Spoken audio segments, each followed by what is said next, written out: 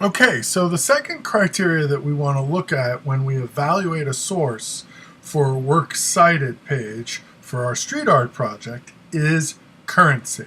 In other words, when was the source created? How recently? And if it wasn't created recently, what are some of the limitations that we should be aware of because of that? And what might be some of the strengths of the piece despite that? So we're not always going to find sources that are current. And we need to be able to explain to our reader either that our sources are current, or that if they're not, they're still worth looking at, or that they have limitations that the reader should be aware of. So let's look at some examples of how to do this. So here we can see in the sample that is about a database article about the Chicano Park movement. This is the ideal situation. We have a source that was just written last year. We're good to go. That's all we have to say. If we look at the Restoring Chicano Parks page, we have a different situation.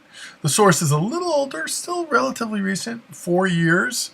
But we talk about the limitations of that and argue for why we still want to use it. So yeah, it's not from the last year or two, but it's still good for these reasons, even though this hadn't yet happened. So we give the reader the information he or she needs to be able to say, okay, let me think about the strengths and limitations of that source. Here's another example, and this is interesting because this is a site that is, frankly, a very old source. We're talking about something 20 years old at least, and so why are we still using this? And there needs to be sort of a, hey, this is from the 1990s, but here is some stuff.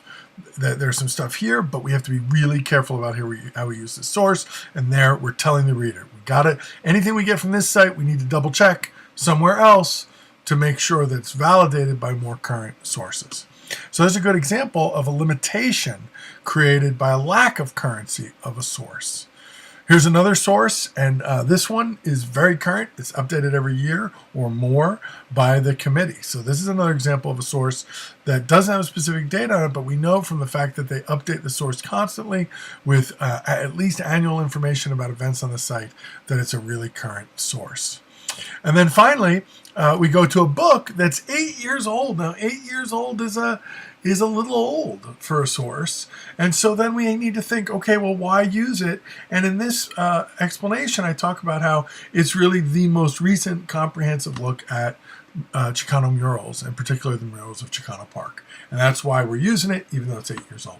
So the point here of this quick tour through different variations on the theme of currency is that it is okay to use something that isn't current as long as you can explain to your reader why to be careful with that information, how to be careful with that information, and also, where appropriate, why you're still using it. So currency is our second criteria, and you want to walk carefully through that for each of the sources in your works cited as you evaluate them.